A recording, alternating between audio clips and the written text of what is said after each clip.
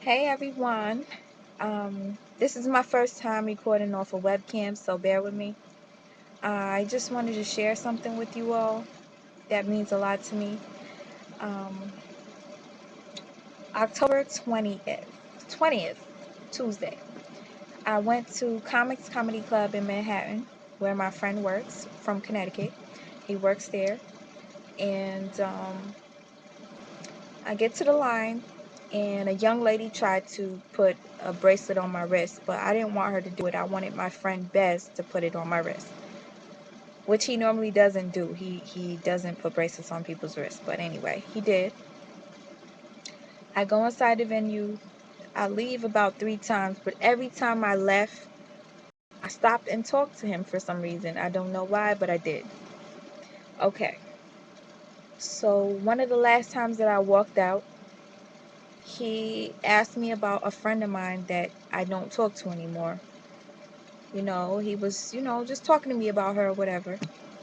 And when it was time to leave, I was standing outside of the place, um, and he walks out. And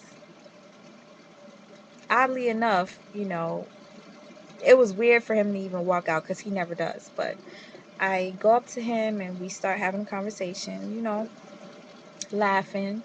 He talks to me about his son, his wife, and he tells me that he's moving to New York. He's like, he doesn't want to live in Connecticut anymore or whatever. And he told me that the following day, Wednesday, he was going to move to New York. And a little bit after that, he walked away and he was talking to some friends. And it was time for me and Reese and my brother and his girl to leave. So as we're leaving, I said, "Goodbye, Bez." But he didn't look up at me. So I said, "Let me say it one more time." I said it again. He still didn't look up at me. Mind you, I already said bye to him at least 10 times. Before that, I said bye to him. I don't know why I said it so many times, but I did. And normally, if I try to acknowledge somebody to say hello or goodbye and they don't say anything to me, I get upset, but I didn't get upset. And I said, "Let me try one more time." And I said, "Bye, Big Bez." And he still didn't look up at me. And as I walked away, I said, "At least I said goodbye. I'll see him next month." A few hours later, and I kid you not, a few hours later, I get a phone call from the same person that Bez had talked to me about that I'm estranged with. And she tells me that he passed away. And I didn't believe it. First of all, because I haven't spoken to her in so long. Second of all, because I just seen him a couple of hours before that. So I log on to Facebook,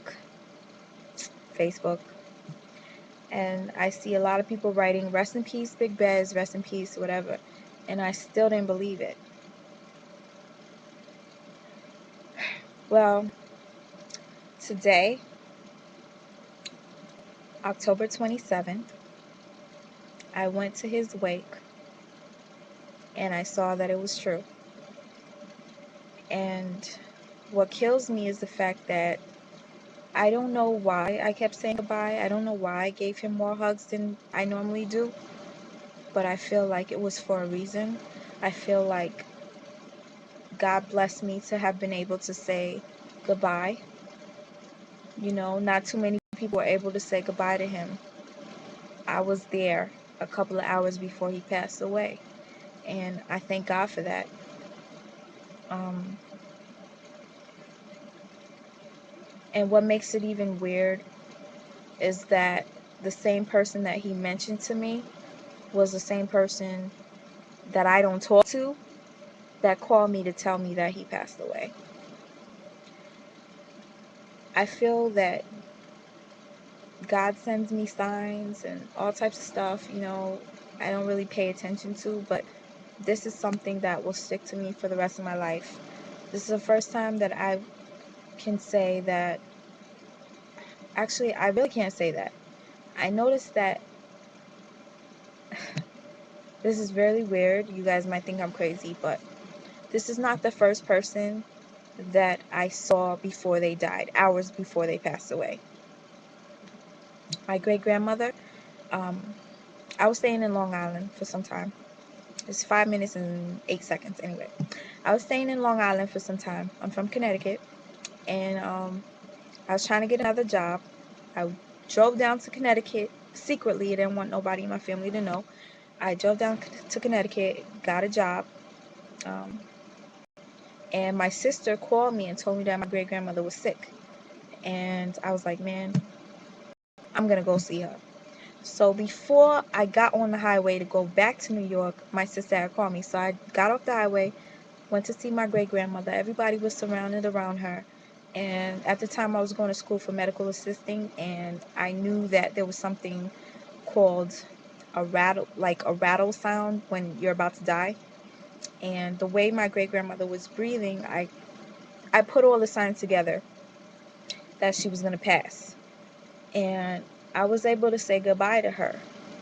And um, a few hours after I left, I got a phone call that she passed away.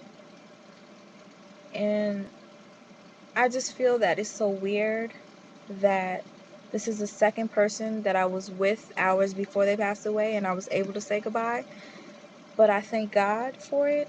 I thank God that He gave me the opportunity to say goodbye to my great grandmother and to Big Bez. Um, Not too many people have that, have had some type of experience like this.